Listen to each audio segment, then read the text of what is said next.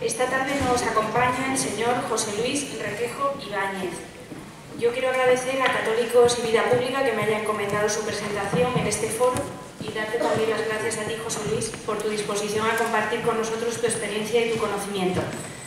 José Luis es en la actualidad magistrado de la Sala de lo Contencioso Administrativo del Tribunal Supremo, cargo para el que fue designado en mayo de 2014. Está casado, es padre de 10 hijos. Está licenciado en Derecho por la Universidad Complutense de Madrid, ingresó en la carrera judicial por oposición en 1982. En 1987 ascendió a la categoría de magistrados al aprobar las oposiciones de magistrado especialista de lo contencioso administrativo. Desde 1987 tiene destino, como he señalado, en la Sala de lo Contencioso. Entre 2001 y 2008 es vocal del Consejo General del Poder Judicial a propuesta del Congreso de los Diputados, miembro, entre otras, de las comisiones de estudios e informes y de Escuela Judicial. Los años 2001, 2003, 2005 y 2007 es presidente de la Comisión de Selección para el Ingreso en las Carreras Judicial y Fiscal. En 1996, comisionado por la Unión Europea para el estudio de la reforma judicial y parlamentaria en Paraguay. De 1990 a 2001, profesor asociado del Departamento de Derecho Administrativo de la Universidad Autónoma de Madrid. En 1993 a 94, miembro del Tribunal para la Oposición de Ingreso en el Cuerpo de Abogados del Estado. En 2010 es nombrado presidente del Jurado Territorial de Expropiación Forzosa de la Comunidad Autónoma de Madrid.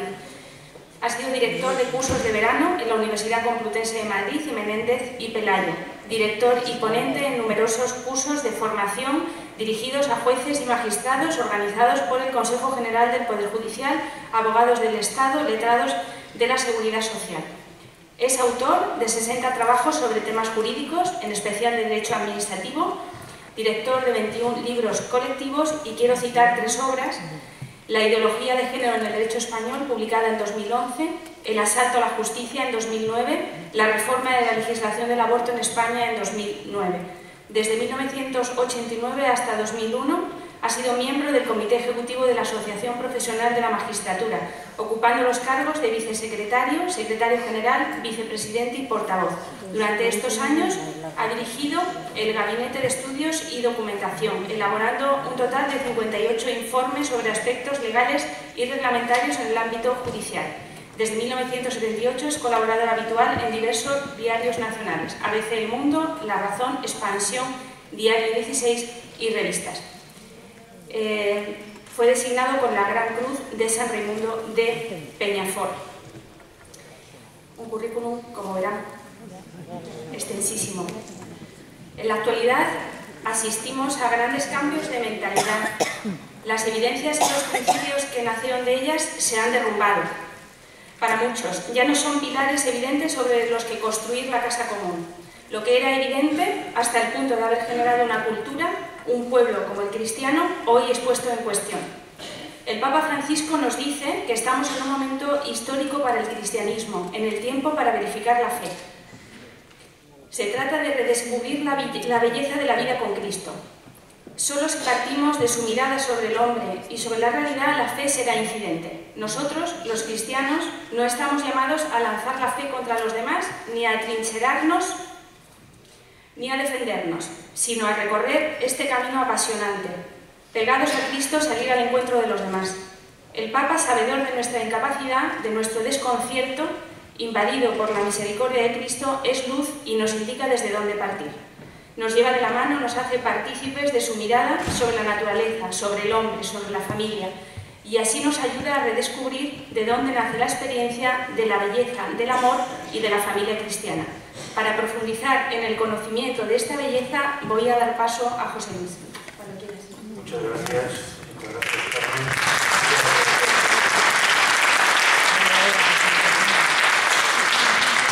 Muchas gracias, repito.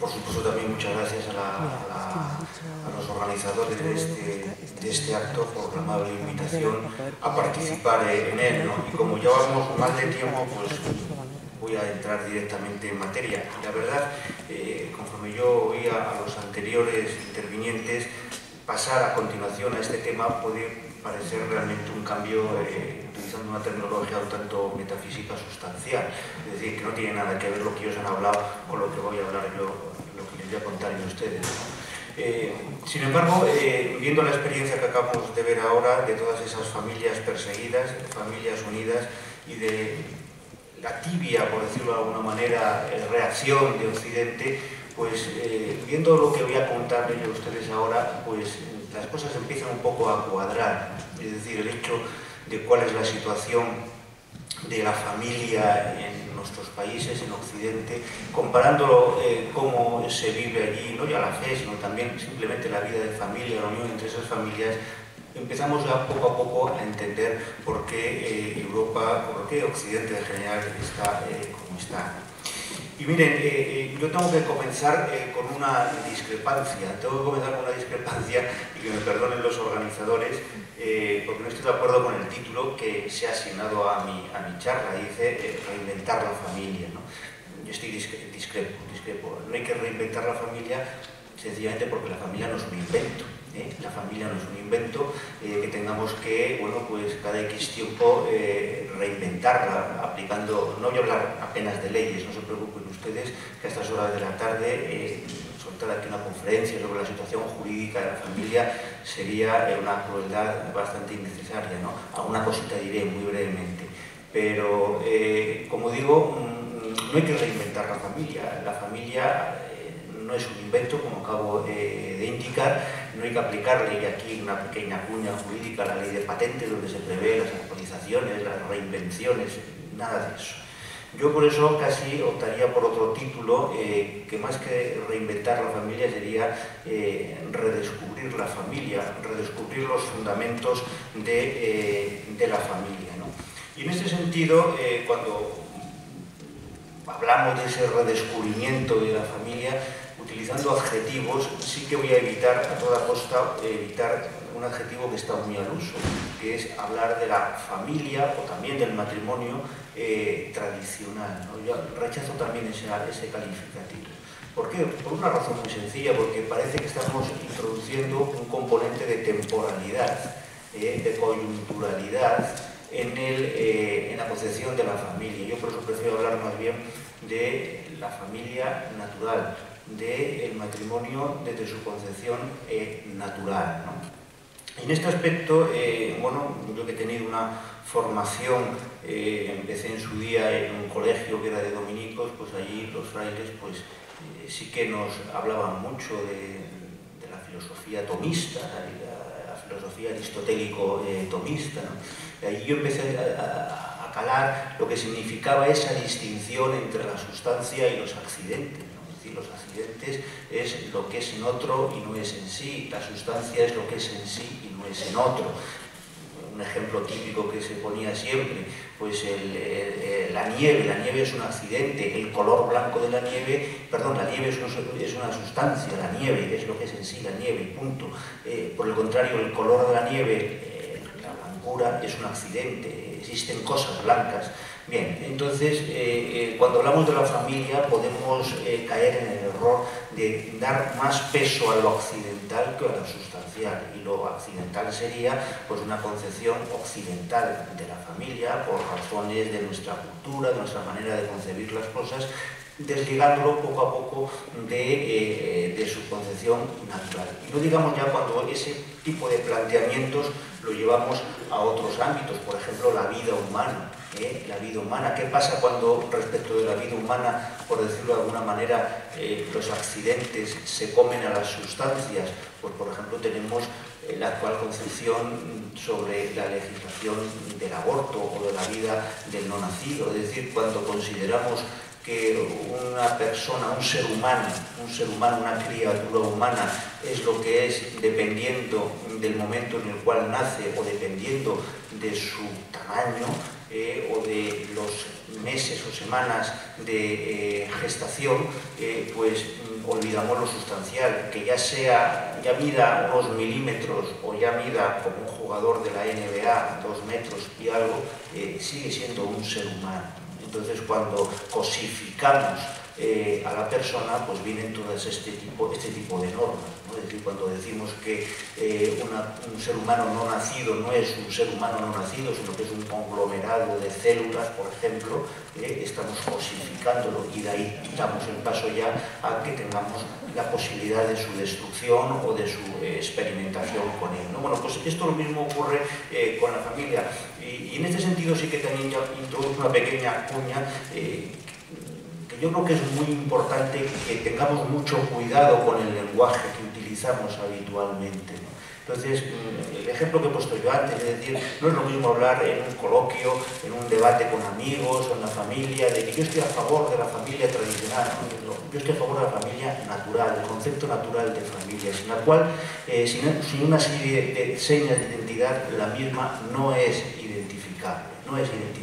Del mismo modo que, por ejemplo, no se nos puede colar poco a poco sin que nos demos cuenta pues todas las coordenadas, todas las categorías propias, por ejemplo, que vienen de la mano de la ideología de género. Bien, dicho esto, yo voy a centrarme fundamentalmente en 3 puntos, ¿no? Muy brevemente porque el tiempo vuela, ¿no? Por una parte, hablaré fundamentalmente de esa concepción natural de la familia, ¿no? La necesidad de redescubrirla. También hablaré del papel que nos corresponde a nosotros, a todos los que estamos aquí y los que no están aquí. ¿Qué podemos hacer nosotros para redescubrir esa familia y para que la familia poco a poco vaya, en definitiva, volviendo a tener la consistencia, las señas de identidad que como tal la definen, ¿no? Y luego, por supuesto, como estamos en un congreso, en una jornada de católicos y vida pública, sería por mi parte imperdonable que yo todo esto a su vez no lo pasase por el tamiz de nuestra fe. Y también sería, por supuesto, imperdonable que en este momento concreto, teniendo como tenemos todos una exhortación apostólica que es Amoris Laetitia, que mañana va a ser objeto también de análisis en otros ámbitos, pues no hiciese yo ninguna alusión. Haré, por supuesto, alusión a esta exhortación apostólica y será en muy buena medida la plantilla que iré poco a poco utilizando. Entonces, la idea fundamental que he querido decir al principio y que voy a desarrollar muy brevemente es la necesidad de la vuelta a la naturaleza, a la concepción natural de la familia, a la imagen maestra de la familia.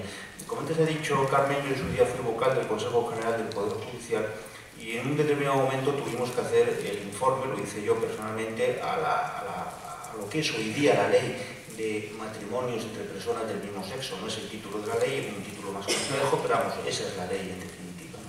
Yo recuerdo que allí se organizó un pequeño debate acerca de, bueno, de lo que era el matrimonio y de lo que era la familia, ¿no? Y había allí todo tipo de opiniones, todo tipo de pareceres, ¿no?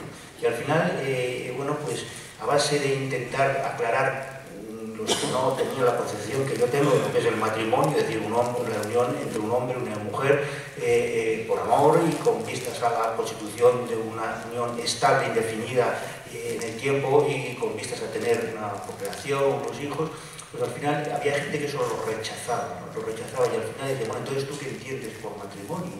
Entonces, bueno, pues decían, pues matrimonio es una unión, afortunadamente dijeron que entre personas, ahí no desbarraron, ¿no? Una unión entre personas basada en el amor, con lo cual uno podía, en definitiva, meter ahí cualquier tipo de relación. Es decir, entonces yo resulta que si yo me voy con unos amigos que nos apreciamos mucho, pues eso podría ser un matrimonio, ¿por qué no? O dos ancianitos que viven juntos, dos hermanas que viven juntos en la vejez, pues también podría ser eso considerado un matrimonio. Con esto quiero decirles que uno de los graves problemas que tenemos es, en este sentido, la pérdida de las nociones básicas de lo que es el matrimonio y lo que es la familia, ¿no? Y las consecuencias son que cuando se pierde ese norte, cuando se pierde esa noción natural, pues se producen verdaderos cataclismos. Por utilizar un símil ecológico, de un modo que se habla de un hábitat natural, de un medio ambiente, también podemos hablar de un hábitat humano, de un medio ambiente humano, de una ecología humana, en definitiva, ¿no?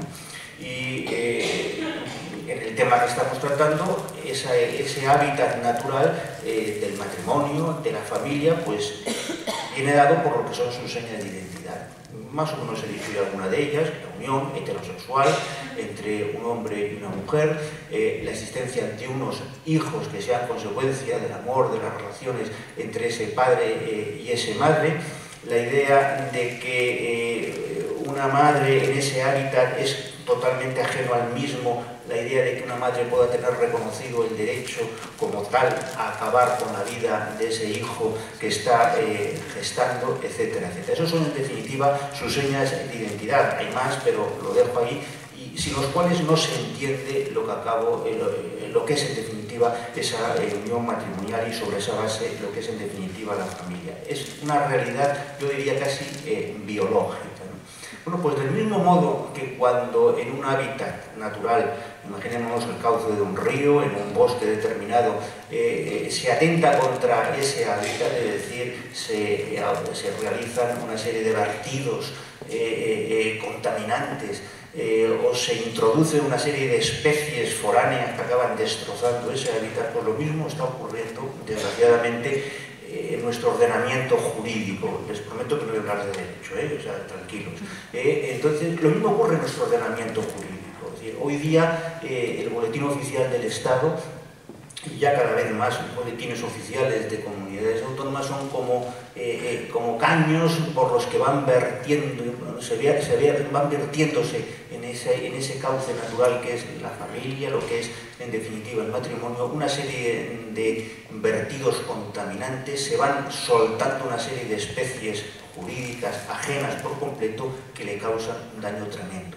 Ahí están los ataques, por supuesto, ya antiguos a la indisolubilidad del matrimonio. Ahí está, por ejemplo, por decir los últimos casos, la idea del matrimonio entre personas del mismo sexo, con lo cual va desapareciendo la seña de identidad del matrimonio como unión indisoluble, como unión heterosexual, de la mano de toda la legislación sobre técnicas de reproducción humana asistida. Estamos viendo verdaderas aberraciones, como todo lo relativo a los vientres de alquiler. Vamos viendo cómo, poco a poco, a través de la legislación del aborto, va calando en la mentalidad de nuestros conciudadanos la idea de que una madre, lo he dicho antes, tiene derecho a acabar con la vida del hijo que está gestando, y en definitiva todo esto va creando un hábitat nuevo, va destrozando esa concepción natural del matrimonio, ¿no? Y esto en una civilización, occidental, que tiene el origen que tiene, un origen greco-romano, al que se añade también el aporte del pueblo judío, el aporte cristiano, que poco a poco va renunciando al papel que puede utilizarse a través de nuestra razón para comprender cuál es esa imagen maestra de la familia y del matrimonio. Vamos pivotando hacia un relativismo que en lo colectivo ese relativismo se traduce en dictaduras y en lo personal en arbitrariedad. Y todo eso a su vez conjugado con unas dosis tremendas de sentimentalismo.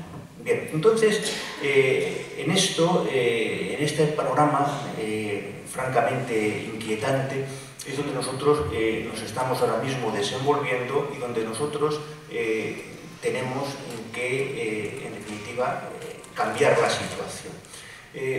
Cuando se trata de hablar de cambiar la situación, probablemente yo en muchos debates en los que he participado, la solución más fácil que se atisba es, por ejemplo, un cambio normativo, ¿no? Se echa la culpa a los políticos, no digo que no haya que echarle la culpa a los políticos, se empieza a barajar opciones de partidos políticos, yo a quién voy a votar, a quién no voy a votar, etc., ¿no? Vamos a ver, yo no digo que las leyes no sean importantes, por supuesto que las leyes son importantísimas, y las leyes de alguna manera educan o deseducan, basta con que algo se pueda hacer o algo no se pueda hacer para que eso poco a poco se vaya metabolizando como algo éticamente admisible o éticamente censurable, ¿no?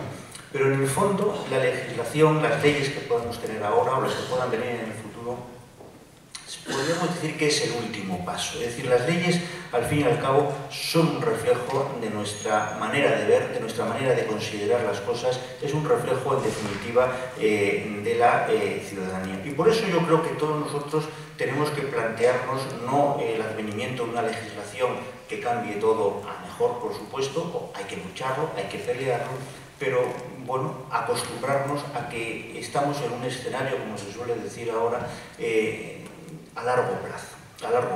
Es decir, pongo un ejemplo. Es decir, la legislación sobre el aborto, que ha procurado ya desde el año 85 fichados más de 1,5 millones de seres humanos destruidos. Fichado, cuando digo fichado quiere decir que están contados porque hay una serie de estadísticas oficiales, había otras estadísticas que no constan, por ejemplo, los que sean fruto de la píldora del día después, o lo que sean fruto de las técnicas de reproducción humana asistida, esos no se pueden contar. Bueno, pues esa destrucción, ese daño que se está causando, por supuesto que es fruto de una legislación, ¿no? Pero fundamentalmente es fruto de una mentalidad que está arraigada entre nosotros. Ese es el desafío nuestro, antes de confiar todo esto a un posible cambio político, que no sé si vendrá o no vendrá, a un cambio normativo, que no sé si vendrá o no vendrá. Lo que tenemos que pensar es que el problema está en la manera de ver estos problemas por parte de nuestros ciudadanos, por parte de nuestra gente, por decirlo de alguna manera. O dicho de otra forma, la legislación del aborto, y estoy hablando de un ejemplo, no deja de ser sino el peaje que una sociedad en un determinado momento está dispuesta a pagar por una manera de entender las relaciones sexuales, en las cuales vale todo, y si hay un accidente que sería un embarazo, pues nos hemos procurado una serie de instrumentos, en este caso la legislación del aborto, pues para, en definitiva, acabar con ese problema, ¿no? Bueno, ¿qué significa esto? Pues que vamos a tener que empezar a conseguir la idea y a desarrollar la idea de que nuestro papel está en un ambiente adverso, en un horizonte de legislación muy negativa y adverso, en el cual tenemos que ir poco a poco creando una situación donde de hecho las cosas no sean tal y como la legislación procura o favorece. O por decirlo de alguna manera, podemos tener, por ejemplo, y sigo con el ejemplo del aborto, una legislación nefasta, una legislación francamente contraria al sentido básico de lo que es el derecho a la vida, pero hay que procurar luchar para que, sin embargo, el número de abortos sea cada vez inferior. Es decir, una legislación muy permisiva, pero sin embargo una acción social que va, por el contrario, haciendo que los efectos sean los menos posibles, ¿no? Entonces, nuestro campo de batalla es este, y tenemos una serie de armas importantísimas, ¿no? Una serie de armas formidables, creo yo. ¿Cuál es para mí el arma fundamental en este momento con el cual hay que contar en esa batalla, en ese maratón que va a durar mucho tiempo, intuyo yo? Pues la primera arma que tenemos es un arma que no falla, ¿no? Es un arma que no falla, que es en definitiva el lenguaje de la naturaleza humana. La naturaleza humana no admite traiciones. La naturaleza humana tardará en ser oída, tardará generaciones en ser oída, pero lo que está claro es que al final quien no quiere oír, al final acabará viendo, ¿no? Acabará viendo, ¿no? De manera que en ese sentido, en esa empresa, por decirlo de alguna manera, de redescubrir la imagen verdadera de la familia, tenemos como aliada, repito, la naturaleza humana, algo que entra por los ojos. En ese sentido, es cierto que existe una ansia de vivir, una ansia íntima por parte de todo ser humano de vivir de acuerdo con esa naturaleza, porque cuando se va en contra de esa naturaleza, la naturaleza pasa factura en términos de tristeza, en términos de soledad, en términos de amargura. Muchas veces cuando uno contempla todas las acciones sociales, las llamadas políticas activas de tantos gobiernos, gobierno central, autonómicos, municipales, dice, bueno, ¿cuánto dinero se invierte? ¿Cuánto dinero nos está costando el hacer las cosas mal desde el punto de vista de la vida matrimonial, de la vida de familia? ¿Cuántos programas, en definitiva, van encaminados a paliar lo que se podría evitar llevando una vida, en términos puramente naturales, conforme a la naturaleza humana? Y como digo, cuando se va en contra de la naturaleza humana, esto pasa factura. Y esto da la cara enseguida en cuanto aparecen daños y damnificados. Si yo empiezo a destruir la base de la familia, que es el matrimonio, con una legislación que no fomenta la unión matrimonial, sino que favorece y facilita al máximo la disolución del matrimonio, eso se traducirá en matrimonios rotos, en familias desestructuradas, en desarraigo dentro de una familia. Cuando un hijo ve que su padre y su madre ya no viven juntos, se han divorciado, cuando ve que su madre empieza una nueva relación con otra persona o su padre empieza otra relación con otra persona, eso al final va pasando poco a poco factura, no digamos ya la factura que pasa a una mujer, a una madre, el hecho de haber abortado. Yo creo que no hace falta grandes explicaciones, ¿no? El hecho de un hijo saberse instrumentalizado porque ha nacido a través de unas técnicas donde a lo mejor algún día capta que para que naciese él han tenido que destruir a otros posibles hermanos suyos, ¿no? A otros hipotéticos hermanos suyos. O cuando un chaval nace en virtud de una técnica de reproducción humana asistida y a través de una madre de alquiler, cuando descubra que todo eso ha sido en definitiva parte de una estrategia de colectivos determinados que buscan su homologación, me estoy refiriendo al colectivo gay, que buscan su homologación de su modo de vida ante la sociedad. Se ha visto instrumentalizado. Entonces, en ese sentido, Amores de Leticia lo dice expresamente, ¿no? Dice que la mayor parte de la gente valora las relaciones familiares estables, el deseo de familia permanece vivo, especialmente entre los jóvenes, y esto motiva a la Iglesia. La unión que cristaliza en la promesa matrimonial para siempre es más que una formalidad social o una tradición, porque arraigan las inclinaciones espontáneas de la persona humana.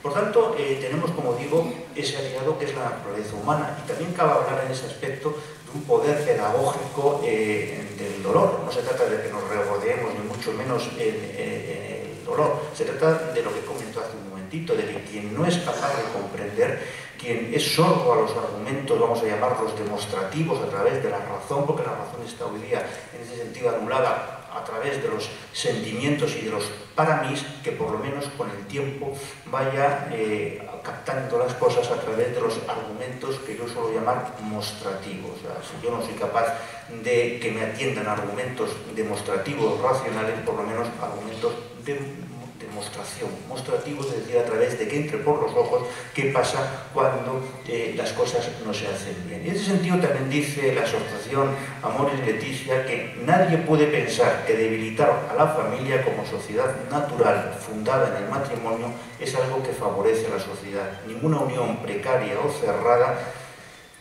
a la comunicación de la vida nos asegura el futuro de la sociedad. Por tanto, tenemos ese primer aliado. Y en segundo lugar, tenemos una responsabilidad. No vale decir, bueno, la naturaleza hará su papel. Tenemos a continuación una responsabilidad, que eso sí que está al alcance de todos, al alcance de cualquiera sea su formación humana, su formación cultural, su estatus profesional, da lo mismo. Hay algo que está al alcance de todos, que es fundamentalmente en esta empresa de redescubrir la familia, dar ejemplo, dar ejemplo.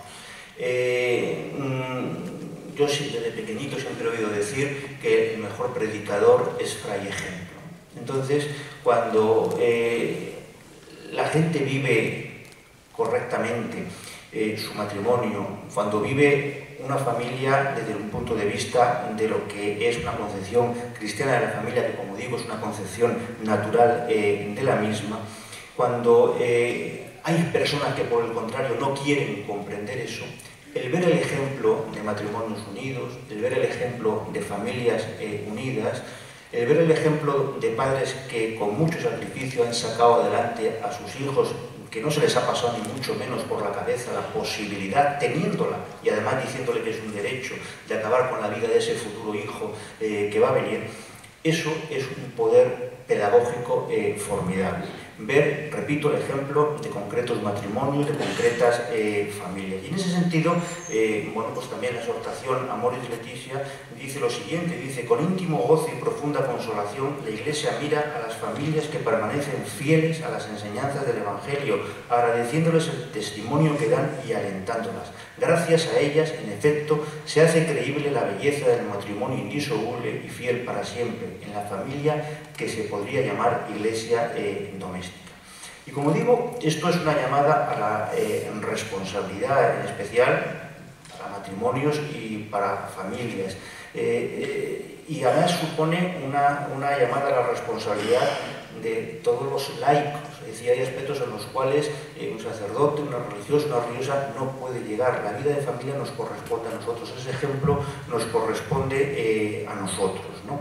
Y hay que aprovechar y explotar todo lo que sea ejemplificante, ¿no? Yo, por ejemplo, en Madrid, donde vivo, en la parroquia de mi barrio, me imagino que será en otros muchos sitios, cuando se trata de celebrar un matrimonio que quiere celebrar unas bodas de plata, unas bodas de oro, el párroco dice: no, en vez de una misa particular para vosotros, vamos a celebrar la misa que queréis en la misa de 12 del domingo, en la misa de 1 del domingo, que es cuando, prime time, podríamos decir, es decir, cuanto más gente acude a esas iglesias. ¿Para qué? Para que la gente vea el ejemplo de un matrimonio que lleva 25 o 50 años casado, ahí rodeado de sus hijos, rodeados ya en el caso de los 50 años probablemente de sus nietos, algunas veces de los bisnietos, y por tanto que a las nuevas generaciones eso les vaya poco a poco entrando por los ojos. Es decir, del mismo modo que hoy día en muchos colegios se lleva a los niños a granjas, escuelas, porque jamás han visto una vaca o han visto una cabra o no saben qué es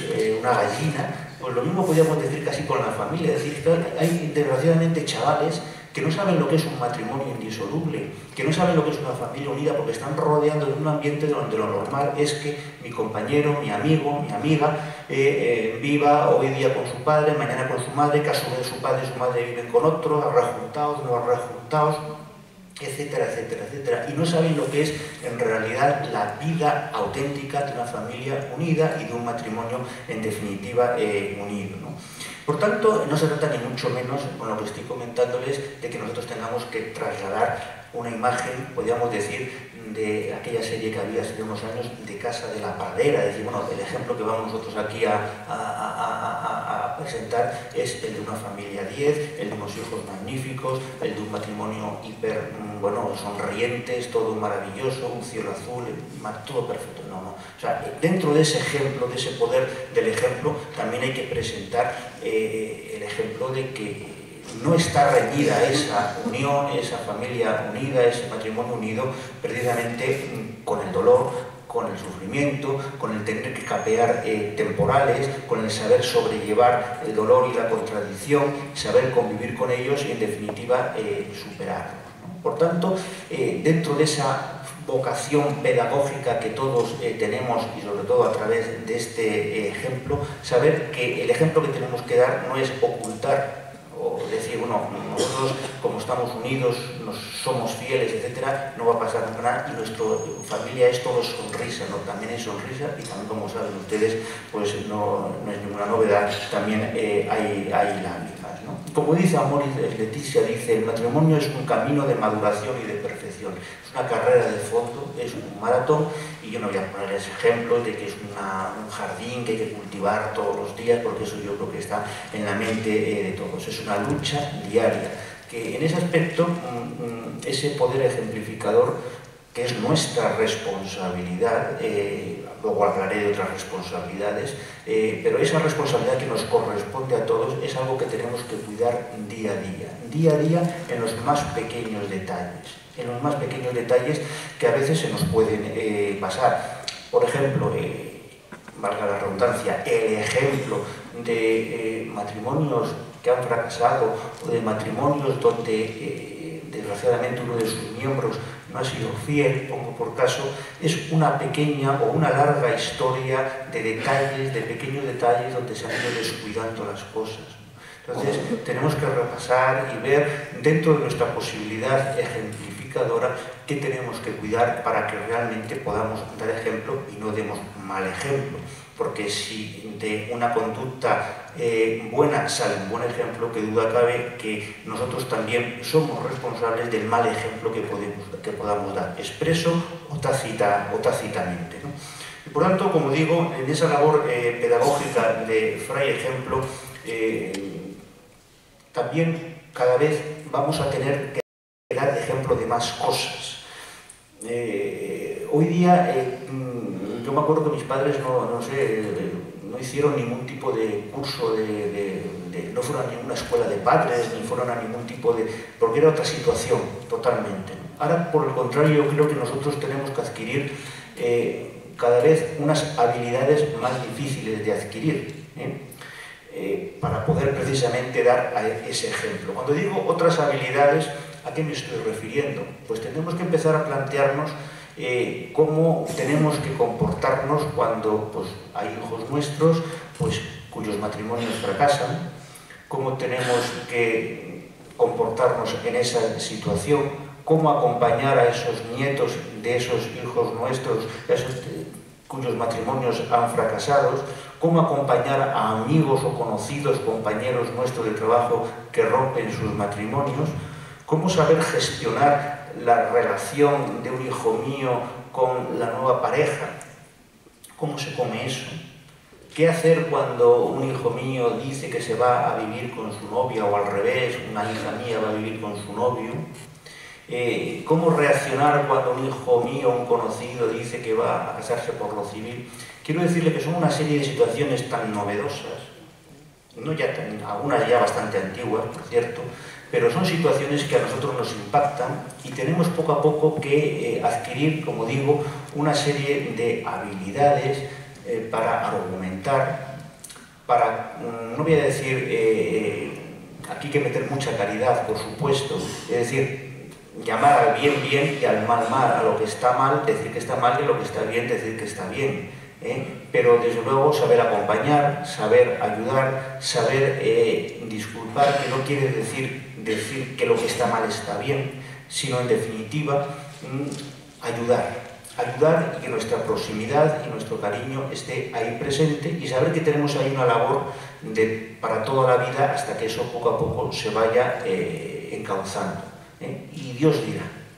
Pero lo que quiero decir en este momento es que tenemos dentro de las responsabilidades nuestras una, aparte de dar ejemplo, dar buen ejemplo, en segundo lugar, también ser conscientes de cuál es el ambiente en el que nos desenvolvemos y saber cómo podemos comportarnos en todas esas situaciones que a lo mejor a muchos, yo ahora mismo, francamente, mis hijos todavía tienen una edad, yo tengo 2 nietos y están todos felices, los 2 que tengo casados están felizmente casados, pero muchas veces me lo he planteado, y si alguna vez alguno de ellos fracasa, si alguna vez alguno de ellos se me dice que se va a vivir con una o con otro, ¿cómo reaccionaría yo? ¿Cuáles serían? Entonces, tenemos poco a poco que empezar a meternos en esa nueva lógica. Y en ese sentido paso a otra responsabilidad más. No se trata de dar ejemplos, no se trata también de plantearnos esos posibles escenarios nuevos y saber cómo reaccionar. También hay que formarse. También hay que formarse cada uno en función de su situación, en función de sus capacidades, de su situación personal en definitiva. No se trata ni mucho menos de que hagamos algún máster de 5 años en la universidad de no sé qué, quien pueda hacerlo que lo haga, quien tenga capacidad para estudiar, que estudie, pero por lo menos tenemos que plantearnos problemas y saber dar razones. Y hay una serie de temas básicos en los cuales hoy día cualquier cristiano tiene que tener respuestas, por supuesto, respuestas ortodoxas, quiero decir, ¿no? Por ejemplo, en temas de sexualidad, en temas de matrimonio, en temas de familia, en temas de bioética, en temas de ideología de género, ¿qué es eso de la ideología de género?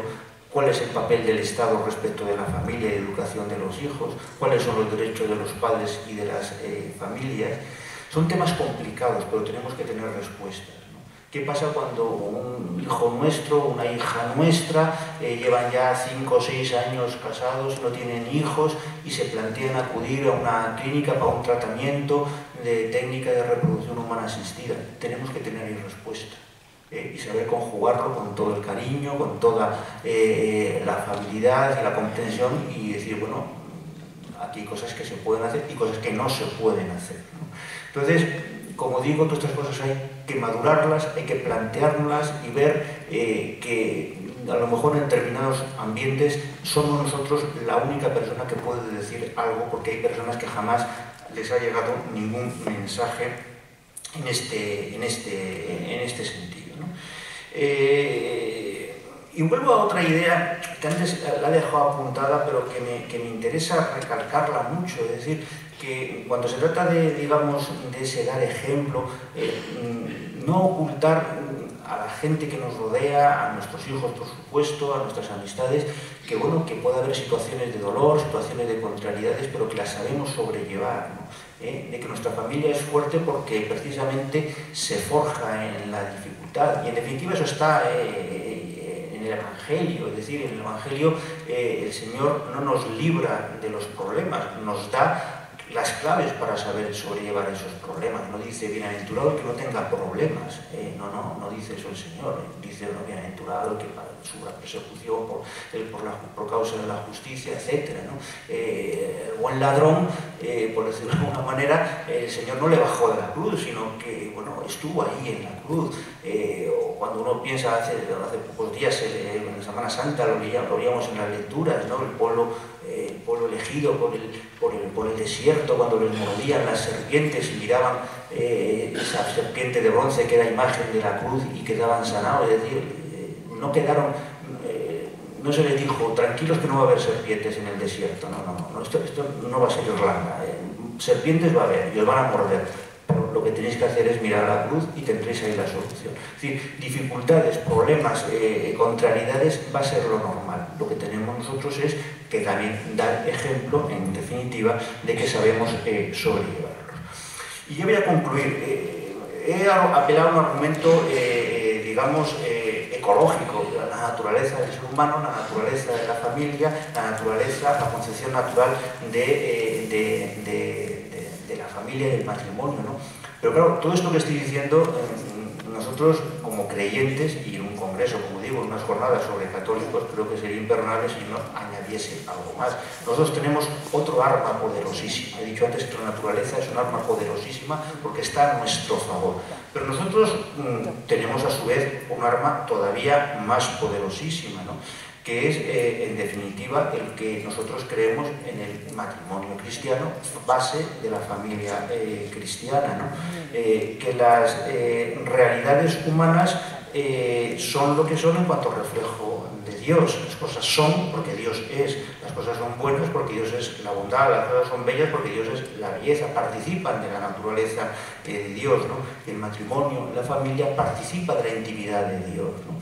Pero fundamentalmente tenemos, volviendo a lo que me interesa en este momento, cuando hablamos del matrimonio y la base de la familia, tenemos un arma que es poderosísima, que es un sacramento. Entonces, en ese aspecto, sí que me gustaría resaltar muy brevemente lo siguiente, es decir, los que estamos casados, o los que se van a casar y piensan contraer matrimonio canónico, van a contraer un matrimonio que está basado en un sacramento, a través del cual nos llega la gracia de Dios, ¿no? Y a veces cuando se contemplan muchas crisis matrimoniales que dan lugar a crisis familiares importantes, da la sensación de que ese arma no se utiliza, de que está infrautilizada, de que no se aprovecha la fuerza que da la confianza en recibir esa gracia de Dios, ¿no? Teniendo en cuenta que además eso da una fuerza formidable, puesto que la gracia no anula la naturaleza, sino que la eleva, la perfecciona, ¿no? Y en ese aspecto, ese as que tenemos en la manga es resaltado especialmente por la exhortación apostólica Amoris Laetitia, cuando dice un verdadero camino de santificación, que la matrimonial es una vocación que es un verdadero camino de santificación en la vida ordinaria y de crecimiento místico, ¿no? Y dice que ese sacramento, que es en este caso el matrimonio, por medio del cual se recibe una gracia, una especial aporte de gracia, y dice: la gracia del sacramento del matrimonio está destinado ante todo a perfeccionar el amor de los cónyuges, y que ese amor pueda atravesar todas las pruebas y mantenerse fiel en contra de todo, supone el don de la gracia que lo fortalece y lo eleva. Por eso digo que cuando un determinado matrimonio puede pasar un momento duro, puede entrar en crisis, habrá que ayudarle, habrá que asesorarle, podrán ir a sistemas de mediación, cualquier cosa, cualquier tipo de ayuda espiritual, material incluso si es necesario, pero lo que hay que recordarle fundamentalmente es que si se han contraído matrimonio cristiano, tienen una ayuda a la cual no pueden prescindir de la misma, que es en definitiva la gracia matrimonial, que ahí a través de esa vía van a tener una ayuda en definitiva formidable, ¿no? Y dice también la exhortación apostólica que utilizo como plantilla, dice: el amor matrimonial no se cuida ante todo hablando de la indisolubilidad como una obligación o repitiendo una doctrina, sino afianzándolo gracias a un crecimiento constante bajo el impulso de la gracia, ¿no? Por tanto, a Dios rogando y con el mazo dando, es decir, habrá que poner todos los medios humanos para fortalecer la familia, para fortalecer el matrimonio como base de la familia, pero aun cuando nuestro matrimonio vaya bien, nosotros tenemos que cada vez repasar y reflexionar y meditar cómo estamos aprovechando, aun yendo todo bien, la gracia matrimonial, ¿no? Que es en definitiva el gran arma nuestro. Por aquello, en todas las cosas, de que un sacramento no se puede recibir en vano y que hay que aprovechar todas las posibilidades que nos da. Y dice también la exhortación, dice: el sacramento del matrimonio no es una convención social, un rito vacío o un mero signo externo de un compromiso. El sacramento es un don para la santificación y la salvación de los esposos, porque su recíproca pertenencia es representación real, mediante el signo sacramental, de la misma relación de Cristo con la Iglesia. Por lo tanto, no podemos infravalorar, mejor dicho, la gracia matrimonial. Es más, incluso hasta en determinados aspectos ya casi jurídicos, es decir, no podemos apelar con cierta alegría, bueno, pues acudimos a una nulidad matrimonial. Bueno, vamos a ver, usted ha recibido un matrimonio, un sacramento. Ese sacramento tiene un valor, no se puede, digamos, tratar como si fuese cualquier otro negocio. Habrá que agotar todas las posibilidades, ¿no? Entonces, en ese aspecto, apelo a que, repito, como dicen ahora los políticos, una frase que es muy curiosa, y dice: hay que poner en valor. Bueno, vamos a poner en valor y a reactualizar y revalorizar la gracia que nos viene a través del matrimonio. Por lo tanto, ya concluyo. El bien de la familia, no sé si era, honradamente, yo no sé si era Juan Pablo II o Juan Pablo II o Benedicto XVI, que decía que el futuro de la humanidad pasa por la familia. Yo no sé, francamente, cuál de los dos lo dijo. Lo que sí que dijo, en definitiva, el Papa Francisco, fue que el problema de la familia es un problema cultural. Por decirlo de alguna manera, que lo que sea el futuro de la humanidad pasa por la familia, y lo que es hoy día una crisis de nuestra civilización tiene sus entrañas en una crisis precisamente en el núcleo básico de esa sociedad, que es en definitiva la familia, ¿no?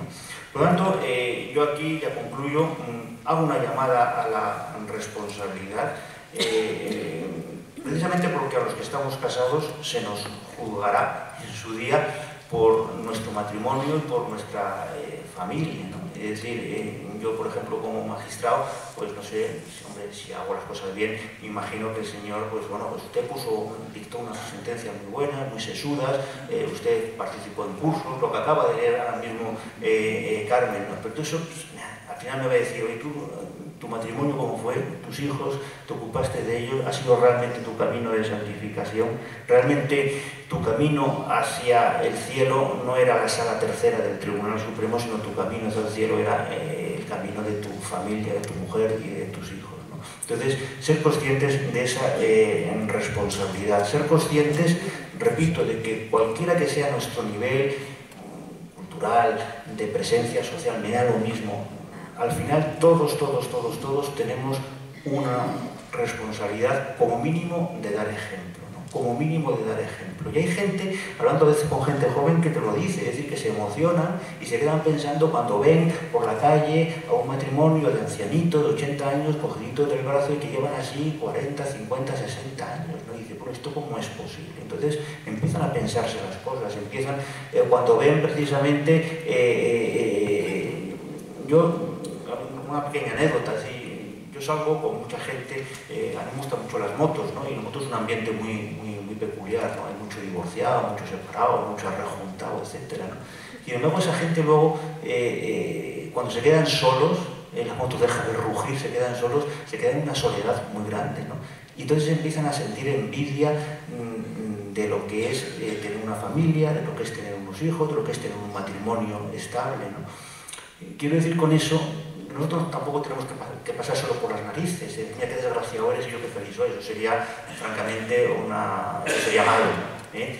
Pero sencillamente que vean eso, que vean nuestro ejemplo, que vean nuestro ejemplo. Si tenemos hijos que empiezan a desbarrar o nietos que empiezan a desbarrar, que vean el ejemplo de sus abuelos o que vean el ejemplo de sus padres, ¿no? Y que empiecen ellos, en definitiva, a sacar conclusiones.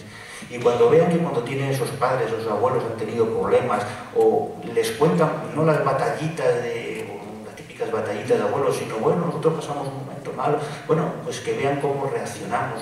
Cuando vean que hay un problema, vamos a rezarlo, vamos a pedir al Señor tal, tirar por ahí en definitiva. Entonces, concluyo ya sé que concluyo. Redescubrir la familia, redescubrir las bases de la familia, redescubrir los cimientos de la familia, no reinventar la familia ya está inventada por Dios, está en la naturaleza humana, está en nuestro ADN espiritual, está en nuestro ADN como ser humano y en consecuencia vamos a reflexionar todos un poquito sobre esa responsabilidad nuestra y cómo sacar partido de todo lo que tenemos a nuestro favor. La naturaleza, el ejemplo que tenemos que dar, nuestra responsabilidad de formarnos y luego reflexionar mucho sobre la gracia matrimonial y en ese sentido ya concluyo. La cuña publicitaria, mañana me imagino que tendrán ustedes una buena sesión. Hombre, quien no haya empezado a leerla, yo creo que deberían empezar ya, a partir de hoy, a leer la exhortación apostólica Amoris Laetitia. Cada pontífice tiene su manera de hablar y de redactar. El Papa Francisco es muy ameno, va muy a los ejemplos concretos, ¿no? Da claves muy concretitas que a todos nos llegan, porque son muy próximos. Por lo tanto, aprovechemos esta exhortación apostólica para leerla y tenerla ahí durante mucho tiempo, leerla y releerla porque es muy útil. Pues esto es todo. Muchísimas gracias.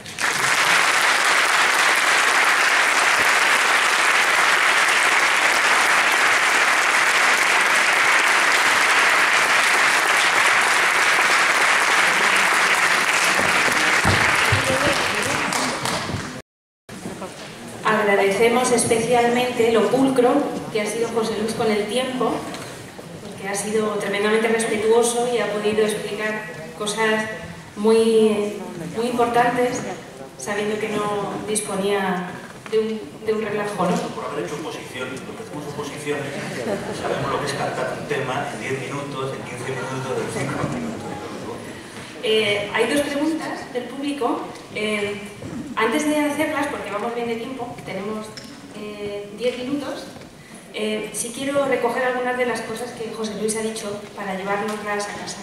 En primer lugar, yo estoy sorprendida por los dones que Dios nos da, porque realmente nos da una persona que tiene el don de la inteligencia y además lo ha puesto al servicio de todos para poder darnos una ayuda muy grande en el tiempo en el que estamos, que quizá no todos tenemos la ocasión de hacer, ¿no? Porque no tenemos cierta formación, no tenemos cierta pasión, ¿no? Por algunas cosas, y él ha podido darnos una visión que creo que es de una gran ayuda y muy liberadora. Poder recuperar que se nos ha dado un lugar como es la familia y el matrimonio de manera natural, que nos hace redescubrir, al margen de que la ley responda o no responda inmediatamente, es una gran esperanza que no nos impide continuar. En segundo lugar, el desafío al que nos lanzas con mucho ímpetu, ¿no? Que mostremos la vida auténtica, ¿no? Que hay en las casas cristianas, que mostremos al mundo, porque hay mucha parte del mundo que esto no lo conoce. Hay que mostrarlo para que lo puedan ver. Y lo último que quiero destacar es en la línea de lo que el Papa Francisco nos está diciendo, que el Papa no tiene miedo, ¿no? Como José Luis tampoco lo tiene. Y es que estamos en un momento en el que precisamente, porque ya no se vive de la belleza que hemos heredado, es el momento en que la belleza quizá brilla con más intensidad. Por esto, ¿no? Es decir, todas aquellas familias rotas, hijos que ya no tienen referencias, viendo la belleza del matrimonio cristiano, podrán volver a descubrir lo que desean y volver a emprender el camino. Entonces, no hay que tener miedo, podemos empezar constantemente. Bueno, doy paso a las dos preguntas. José Luis, hay una persona que quiere saber. ¿Ha recibido usted presiones o persecución en su trabajo por ser católico o por su familia numerosa? Pues no, francamente no. Francamente no, yo, digamos, persecución no, ni mucho menos, ¿no? Que se me haya podido, por razones familiares, no, jamás. Y por razones de que yo sea católico, sea cristiano, pues hombre, no tanto presiones, ¿no? Pero sí a lo mejor algún amago, ¿no? Intento digamos, de postergación, de ostracismo a lo mejor, pero poco más, ¿no? Poco más, ¿no? Lo que pasa es que, bueno, pues luego las cosas salen bien, pero que Dios quiere que salgan bien. Yo, por ejemplo, soy magistrado del Tribunal Supremo, es un nombramiento discrecional y, bueno, había gente que estaba en contra de que yo fuese al Tribunal Supremo, no por nada, sino porque, bueno, yo era una persona que tengo mis ideas y mis concepciones sobre determinadas cuestiones, como que acaba de comprobar, ¿no? Entonces, bueno, pero bueno, luego al final las cosas van saliendo bien. Que no hubiese salido, pues no hubiese salido, no hubiese pasado nada, ¿no? Pero que eso está a la orden del día. Yo recuerdo que en un determinado momento, y es un debate que está abierto, no me afecta a mí personalmente, es un debate que está abierto, pero ya se ha planteado, por ejemplo, en el caso del ámbito donde yo me desenvuelvo, que es en el ámbito de la justicia, la idea de la teórica incompatibilidad de un señor que sea creyente, bueno, pues con la asunción de determinadas responsabilidades públicas. Se ha planteado, ¿no? Entonces, bueno, eso de momento está ahí, ¿no? En algunos países a lo mejor se puede tener todavía más virulencia, ¿no? En el nuestro de momento no, pero que hay gente que esas ideas les ronda, pues sí, les ronda, ¿no? Pero bueno, de momento a mí afortunadamente no pasó nada y respondiendo a la pregunta, presiones de ningún tipo, ¿no?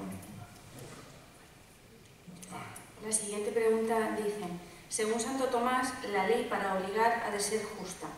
¿No cree que las leyes amorales contribuyen a formar mentalidades laxas y que, por tanto, no estando de acuerdo en que la ley no es muy importante, en el aborto, por ejemplo, cree que es decisiva para formar el juicio moral en la sociedad? Yo creo que sí, vamos a ver, he dicho que hay que luchar para cambiar las normas. Por supuesto que sí, que las leyes educan y deseducan. O sea, una ley, utilizando, no sé si antes he utilizado ese símil, ¿no? Pero el boletín oficial del Estado es un arma de destrucción masiva, ¿no? Basta con que uno en el BOE saque una ley inmoral para que los daños que cause sean formidables, o basta con que una ley sea recta desde un punto de vista y respetuosa con la naturaleza humana para que eso poco a poco vaya produciendo efectos positivos. Por supuesto que hay que cambiar las leyes, ¿no? Y leyes como la del aborto, yo creo que hay pocos ejemplos de leyes aberrantes, ¿no? De leyes aberrantes, ¿no? Como he dicho antes, yo tengo una formación muy aristotélico-tomista, es decir, si vamos a analizar la definición de ley según Santo Tomás, la ordenación de la razón al bien común promulgada por aquel que tiene a su cargo el cuidado de la sociedad, uno va analizando cada una de esas proposiciones, de esa definición de lo que es la ley según Santo Tomás y ve que en el tema, por ejemplo, del aborto es que no coincide prácticamente, es que fallan en todos los elementos, es decir, es una ordenación de la razón, pues no puede ser una ordenación de la razón, el que una madre pueda matar al hijo que espera y decir que eso es un derecho, promulgada por aquel que tiene a su cargo el cuidado de la sociedad. Tendrá legitimación formal, porque está ejerciendo el poder legítimamente desde un punto de vista formal, pero sustancialmente no está procurando el bien de esa sociedad orientada al bien común, todo lo contrario, es una ley orientada no al bien común, sino a la destrucción de vidas y además orientada al bien económico y crematístico de determinadas sociedades, de determinadas entidades que viven de ese negocio de destruir vidas humanas, de seres no nacidos, ¿no? Así podríamos continuar. Entonces, por supuesto que hay que cambiar las normas. Lo que quiero decir con esto es que hay que plantearse la realidad cruda de que las normas hoy día no no van a cambiar. Es decir, por ejemplo, la ley que introdujo el divorcio en España en el año 85 no va a cambiar. Seamos realistas. La ley que ha introducido en España el matrimonio entre personas del mismo sexo, pues hoy por hoy no va a cambiar. El aborto, pues hoy por hoy no va a cambiar. Esa ley silente que está ahí, que nadie toca, que nadie habla de ella, que es la ley de investigación biomédica y de técnica de reproducción humana asistida, pues tampoco va a cambiar. Es la realidad, ¿verdad? Eso hay que saber en qué terreno nos estamos moviendo. Habrá que luchar para que cambie. Lo que habrá que hacer es ser conscientes de que nuestra batalla es crear el ambiente social para que o bien convivir con leyes terribles, leyes negativas, pero crear un ambiente que sea positivo, o bien por el contrario crear ese ambiente a su vez para que con el tiempo vaya cambiando la normativa, pero no estar aquí esperando a que, bueno, pues que venga un partido salvífico, unos políticos salvíficos que nos saquen las castañas del fuego, porque los partidos son los que hacen las leyes, ¿no? O como grupos parlamentarios que son. Entonces, por supuesto que la ley hay que cambiarla, pero ser conscientes de que eso es una batalla, digamos, a largo plazo.